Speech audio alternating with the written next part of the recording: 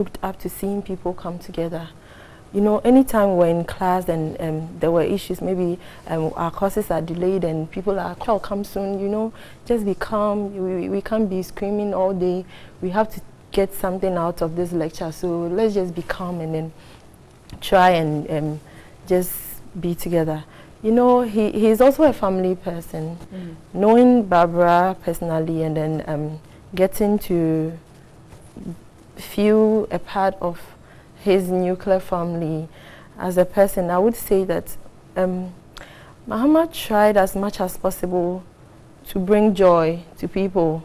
Okay, he was a person when he doesn't even know you and somebody introduces you, the mere fact that he knows that, oh, I know this person, and he will just smile at you, not relegating you to the background or trying to make you feel like, oh, I'm a military man. You know, there were times in class where, you know, he had this big phone, what the military people use, and he had a phone call and he had to just walk out of the class to receive the call. And the lecturer said, what kind of person are you? How can you just be walking in and out of my class? Then he said, oh, I'm a military man. He said, you this quiet, but we don't even see you talk. How can you be a military man? Then he said, oh, yes, sir, I'm a military man. Then the whole class started laughing. You know, he drew a lot of love. I'm right to say that this death is going to ensure unity among us, even though we are close. But I mean, it will just show us that this life is passing, and one day we would still have to give an account of our life. So we should try as much as possible to let love rule. Okay? Yes. Not to criticize whichever people did that to him, but to also say that whichever case, we should learn our lessons from what has happened.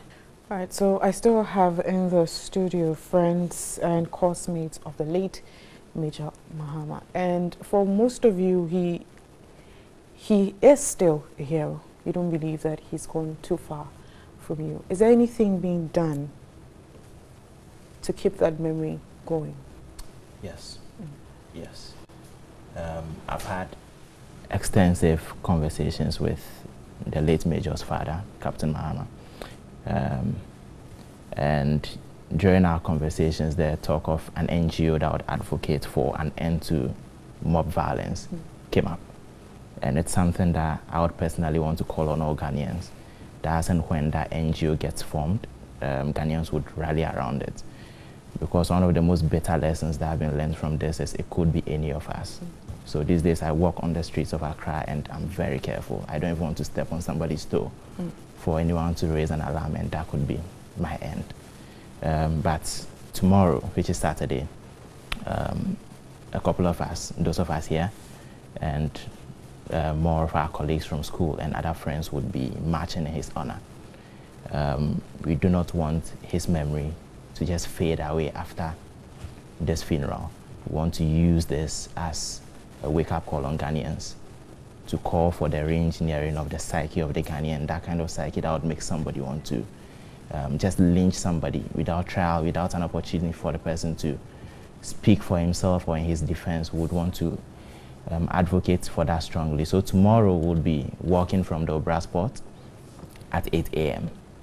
and then we would go through the Ring Road to Parliament House, where we would read our petition that we have prepared and intend to serve copies on the Attorney General, the IGP, the Minister of Defense, the Speaker of Parliament. We'll read that to the media, and then subsequently we'll follow same. Let me just hold you there, and we're going straight to the Osu Cemetery, and we're trying to get that visual, but I would say a very big thank you to Amanda Dede Oklete and Boniface Tutuga, who was also a friend, and then Edmund Bochwe. Thank you so much for your time. Thank you very much for having us. General Ghanaians who had all come here to pay their last respect to him. In your shot currently as the van that is carrying the remains of Major Mahama. Amidst a heavy security presence here, nobody is allowed even to cross before the body passes. We are also being restricted as well, but in your shot currently, as the Ghana Armed Forces, the military, the family of where some service would be held for him. There would be some exhortations, as well as committal and prayer. Then they are going to have a presentation of military accoutrements, as well as at the last post there will be firing of volley by the firing party of the Ghana Armed Forces. So as you can see, it has been very solemn, a very solemn moment, a solemn celebration of life of the hero who fell in the line of duty, Major Maxwell Adam Mahama in Osu.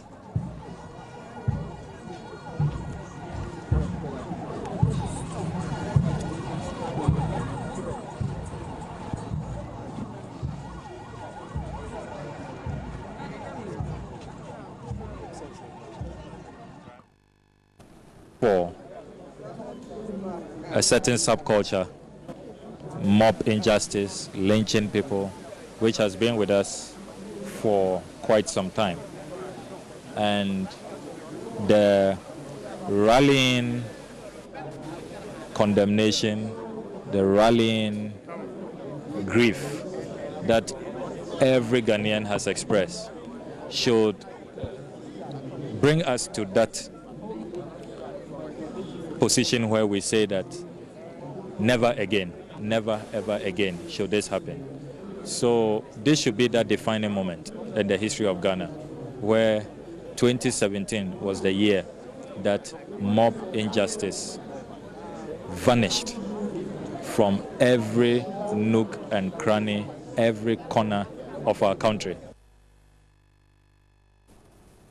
Never again should this happen, as many call for this. Remember, you can get interactive. Send your comments on our social media platforms. Facebook and Twitter is News on TVC. But away from that story, a lifeless body of the development chief of Ademani, Tete Saban, was early Thursday found at the house in the community with deep cuts. Well, the police suspect a gang of land guards had lynched him.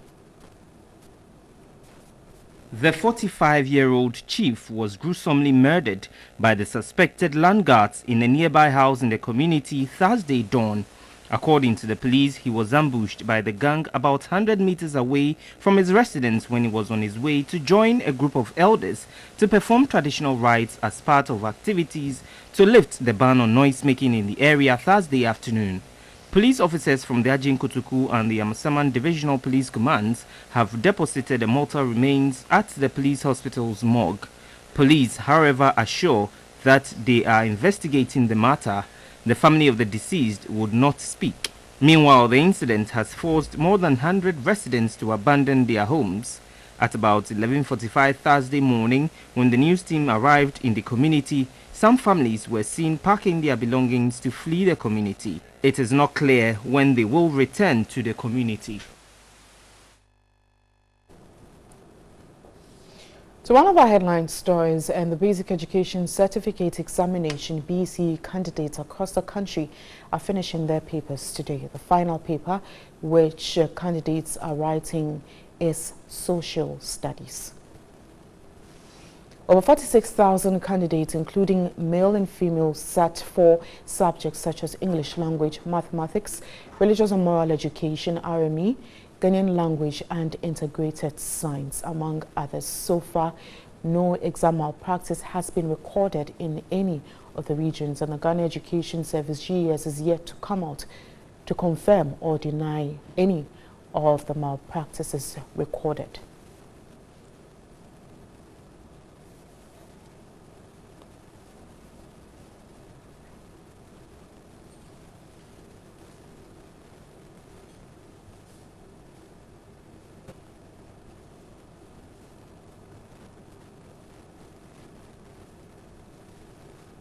And my colleague Daniel Opoku has been visiting some of the schools, and he will be joining us shortly to give us some updates on what he has gathered.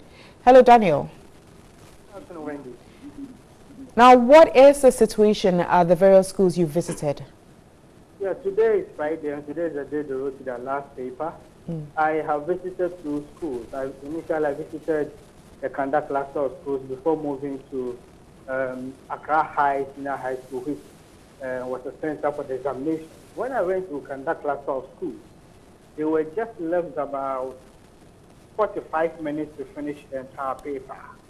And after the examinations, some of them expressed their happiness and others also jubilated. Foreign, let me say, some held on themselves just to show their state of happiness for writing the examinations from Monday up to now. And they express optimism that they are hoping that they will qualify and pass the exams to be able to benefit from the free SHS. And also at the Accra High Senior School, which was a center for the examinations, some of them who spoke to us indicated that they are extremely happy about the exams, that for 9 years they have gone through the process and finally they have completed. So basically, they were very happy, and most importantly is the fact that there were no leakages for them. And what about security presence at those various schools you visited? What about? Security presence. Basically, the 2 major schools that I visited, the environment actually was quite serene.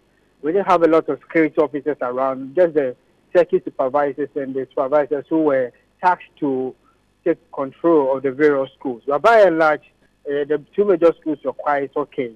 Before we proceeded to the Ghana Education Service to speak with the Director General of the Ghana Education Service, Professor Opoku Amankwa. All right, well, thank you very much, Daniel Opoku. He is our reporter who's been visiting some of the schools as today marks the very last for the pupils, the candidates to write their exams. Meanwhile, over 200 pupils were unable to write the BCE due to some chieftaincy conflicts. Also, that was up north, and also in the western region, some pupils could not write due to a downpour.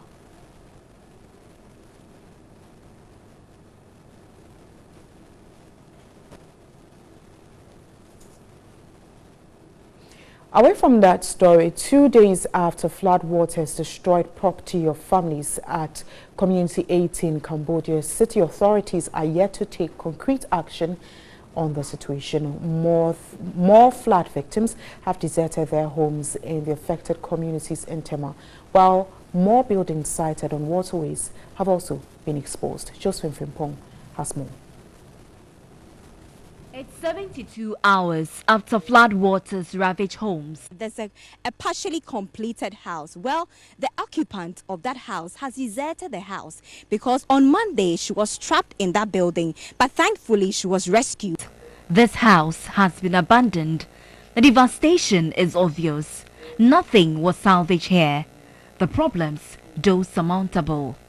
This can't be a mistake.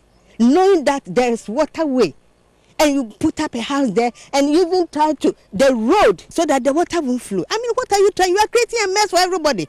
Others were also contemplating on the issue. The water curves. As soon as it curves, then this water from the top joints. So that is what causes the overflow. Like when it's rushing. Water is quite, it takes its own level. So if you want to block it and things like this, sometimes you have problems.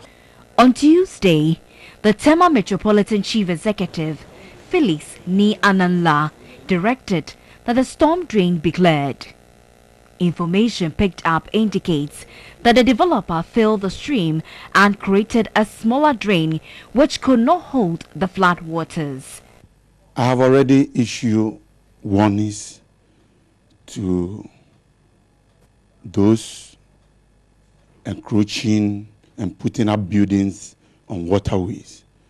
I think the time has come for the Tema Metropolitan Assembly to take action. Monday's floods have ignited the issue of who grants permits in the metropolis. Double acquisition of permits has been blamed for the illegal construction of houses, particularly on waterways. There is conflict with who manages the land in Tema.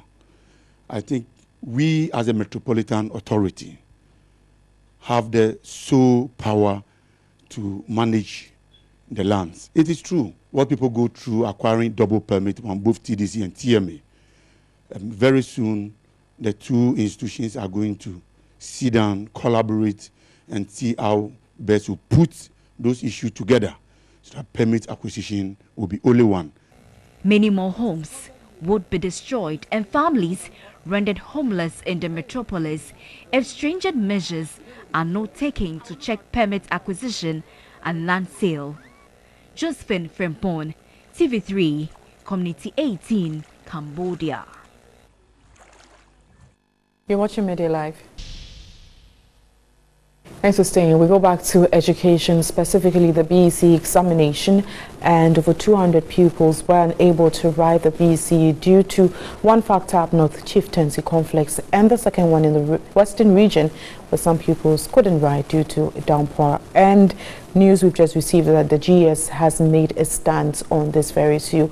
My colleague Daniel Opoku joins us again via phone to give us that update on what the GES makes of the situation and what will be done about it. Hello, Daniel. Hello, Daniel. Hello. Thank you once again. So now give us an update on the over 200 candidates who couldn't write the exams. What is the GES saying about it and what will be done? Right. We went to the Ghana Education Service and spoke with the Director General, Professor Fukwamaka. He was basically telling us that what happened was that the students could not write the very day, the paper for the very day, that's religious and moral education, the English language paper. These two papers, the students could not write these papers. The subsequent days after today, the students were able to write under heavy security pressure. But what he told me was that they'll be having a meeting, discussions with WAEC, the West African Examination Council, early next week to find ways for the students, over 200 students in the Bungugu area to write the two major papers which they couldn't write. And what about those in the Western region? Those in the Western region will also be part of the discussion that we have with WAEC. Actually, what happens is that Ghana Education Service is a technical arm or a technical wing of the Ministry of Education. And the West African Examination Council only conducts examinations. So when there are such difficulties, the two parties normally meet to discuss and find resolution to some of these problems. But was he confident that they will be writing this before next year? That's when the resetting of papers happen. Exactly. When we speak with the director, he was very confident that they'll be writing right after their discussions. So he was just hopeful that they could write even before the end of this month after their discussions with WAEC next year. All right. Well, thank you very much, Daniel Opoku, for that update. And he was telling us a lot more on what the GS is doing regarding candidates who couldn't sit for some papers, their BEC. And we'll bring you some more as and when we get them. The chiefs and elders of Gamashi suburb of Accra have lifted the ban on drumming and noise making to pave way for the celebration of this year's Homowo Festival. The one-month ban was to enable the chiefs and elders pray to the gods for abundant harvest. The ban was placed on the Ga traditional area on May 8, 2017. The ban is imposed annually by the Ga Traditional Council as part of rites towards the commemoration of the Homowo Festival of the Ga people. After the pouring of libation by the chief priest of the Ga state, the Odadao drums was brought out from its sacred place, after which the Gbesimanche Niaibunte II did the ceremonial drum beat to signify the lifting of the ban. A delegation from the Gandangwe caucus in Parliament, led by Member of Parliament for Ododo constituency, Nilante Vanderpoy, were present at the ceremony. Others include former Metropolitan Chief Executive Alfred Oku Vanderpoy and the MP for Shai Sudoku. They lauded the people of Gamashi for the peaceful nature of the ban. The Gbesimanche Niaibunte II, who is also the Adontin of the Ga Traditional Council, called on the new Metropolitan Chief Executive, Mohamed Ejay Sowa, to involve the Ga chiefs as they strive to make the city the cleanest on the African continent. The new Metropolitan Chief Executive must consult with the traditional leaders to help achieve the President's vision of making Accra the cleanest on the African continent. We must put away our differences to achieve this course. The Homowo celebration for the Gamashi will reach its climax on Saturday, August 12.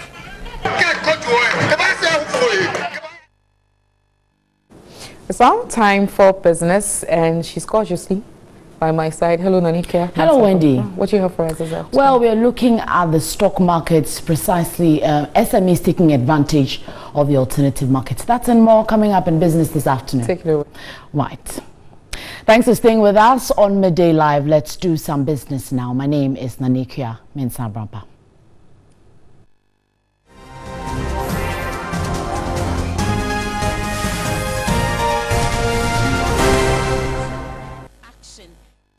And talking about the stock markets, the managing director of the Ghana Stock Exchange, Kofi Yamwa, has urged SMEs to take advantage of the many incentives for listing and trading on the Ghana alternative market to raise capital to expand the operations. Speaking at the facts behind the figures, he commended the management of Invatros Infusion Limited for their listing on the Ghana alternative market and for turning around the fortunes of a company. The Ghana Alternative Market, an alternative stock market administered by the Ghana Stock Exchange and targeted at small businesses with potential for growth, currently has 4 listed companies. Intravenous Infusions Limited listed and began trading its shares on the Ghana Alternative Market (GAX) in December 2015.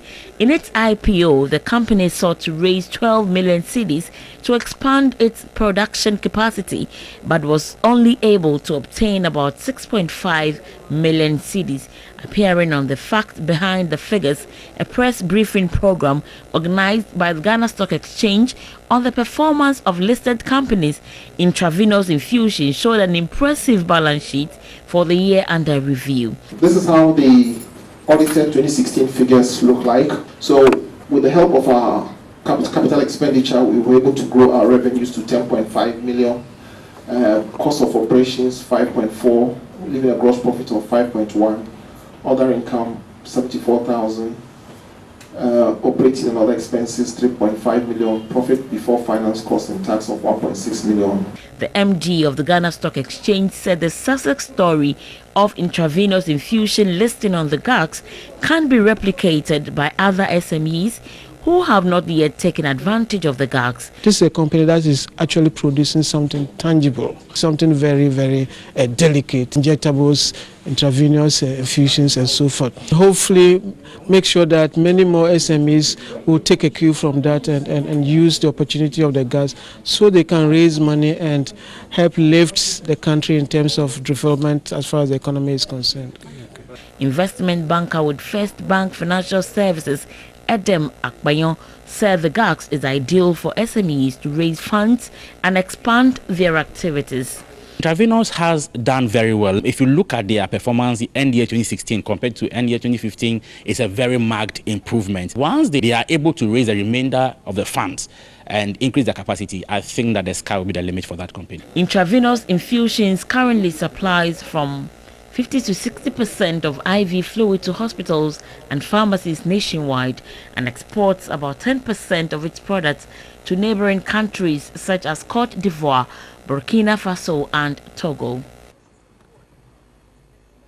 I say later at 7 p.m. tonight you can join us for more business updates, but that'll do for now. Let's go back to Wendy, and I understand she has some latest concerning the laying to rest of Major Mahama. Wendy. Yeah.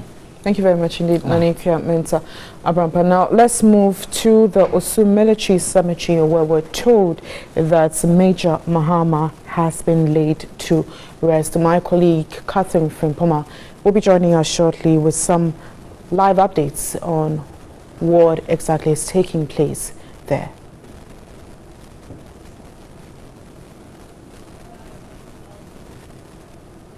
So these are live visuals coming to you from the Osu Military Cemetery. Early on, a burial and memorial service was held for the late, that's Major Maxwell Mahama, whom many described as a national hero. And for Major Major Captain Adam Mahama, may his soul rest in peace. But for us, the living, it is hope that this marks the end to mob action in the country. From the military cemetery here in Osu, Catherine Frimpoma, TV3 News. So we'll bring you some more in our subsequent bulletins. Next, we have sports with Therinyan. Time for sports now with me, Therinyan, here on MiddayLive. Now we start off with the Ghana Premier League, where the clubs in the league are shaping up for Week 18 fixtures that were rescheduled for Friday and Saturday to pave way for the Black Stars' 2019 African Cup of Nations qualifier against Ethiopia in Kumasi on Sunday. Accra Hearts of Folk, after their heavy 5-0 defeat to league leaders Wafa, will turn their attention to Boga All Stars when they welcome them to the Accra Sports Stadium on Friday in an attempt to make amends. Coach Frank Natal's team face a must-win against Boga All Stars to maintain their place in the top 4 and also appease their wounded fans after their heavy loss to Wafa. Now, title-chasing Aduana Stars also welcome Kumasi Asante Kotoko to Doma, and then high-flying Wafa travel to Karindorf Park at Dansaman to engage Liberty Professionals. That game is on Friday as well. Now, champions Wild Stars will host Brekum Chelsea at the Wild Park as they keep their taps on their current struggling form. Mediama welcome a resurgent Ashanti Gold to the Takwa TNA Park, and Elmina Sharks trek to the Elwak Sports Stadium to face Inter Allies, all on Friday.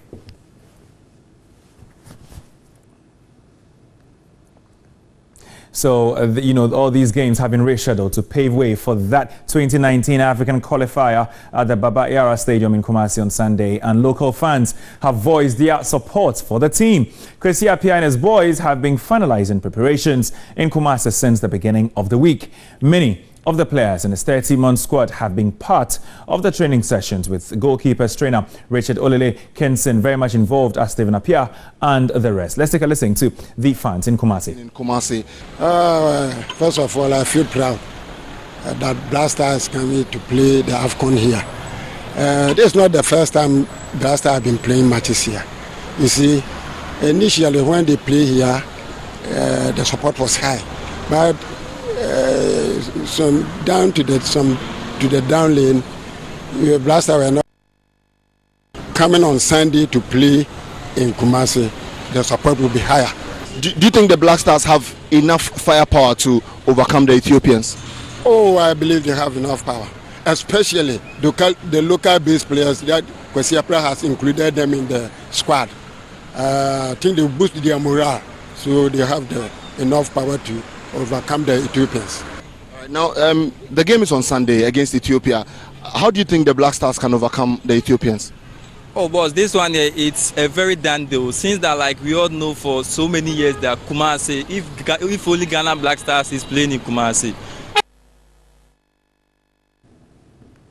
To boxing now, and Joseph King Kong Agbeko's road to become world champion again begins on Friday 9 when he takes on Kenya's Nick Otieno at the Bukum Boxing Arena. The former bantamweight world champion tells TV3's Dorabedue Champong he's ready to put Ghana on the boxing map again. The fresh King Kong Agbeko is looking forward to reviving his declining career with the upcoming bout dubbed Legendary Night Fight at the Bukum Boxing Arena. Agbeko, who has been training at the Bridge Boxing Gym ahead of the bout, says this is a major comeback for him despite his prolonged absence to reclaim world titles.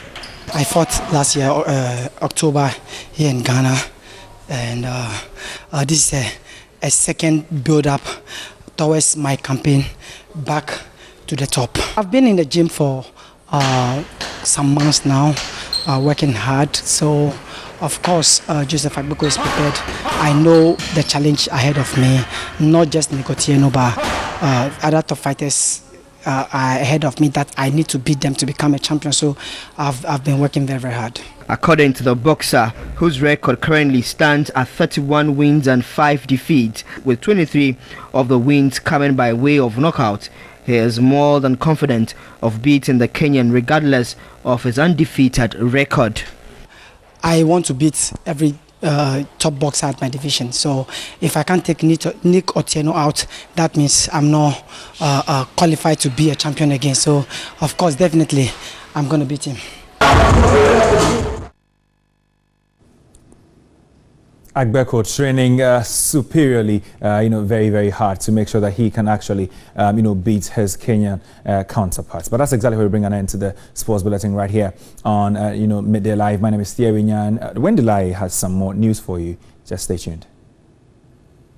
Thank you, Thierry Nyan. Next, we have international news. The British Conservative Party has lost its overall majority in the general elections that has ended with a hung parliament. But Prime Minister Theresa May is at Buckingham Palace to seek the Queen's permission to form government. The Prime Minister called the snap elections to strengthen Britain's hands in exit talks with EU in less than 2 weeks. With no political party having absolute majority, opposition leader Jeremy Corbyn asked Theresa May to resign. Mrs. May has indicated she will not, and that Britain needs the political stability in the days ahead of Brexit negotiations. Theresa May called the snap election 50 days ago, 3 years ahead of the normal cycle of British general elections.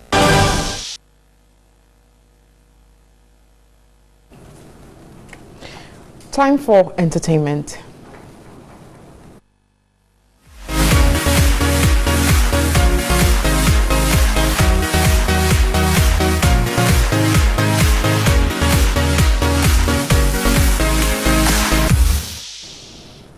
And the Kumasi-based film industry, Kumawood, is known for reenacting major trends in their movies. Actress Anama McBrown has, however, told TV3 Entertainment she will be disappointed if any film producer reenacts the movie about the late Major Mohammed's gruesome murder. She wants the industry to spare the family the emotional trauma.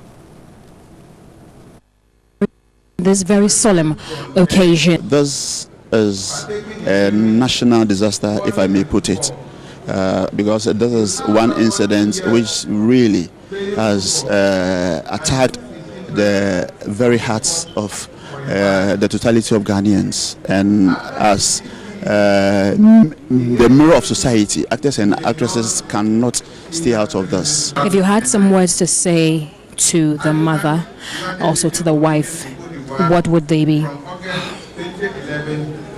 I'll just say that God should console them, because it's not easy losing a child like this.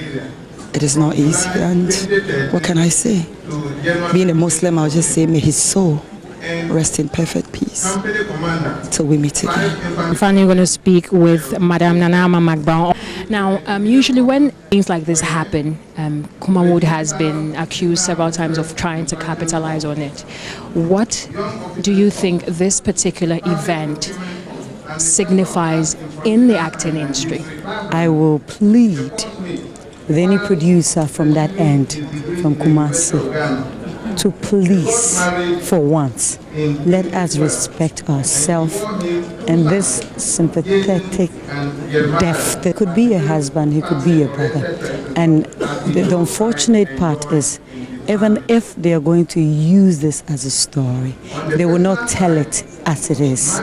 And that is the reason why I am pleading, and this should not be a story for anybody. May his soul rest in peace, and our condolences to his family and friends. That'll be all for this afternoon. Thank you so much for watching MiddayLive. I am MiddayLive.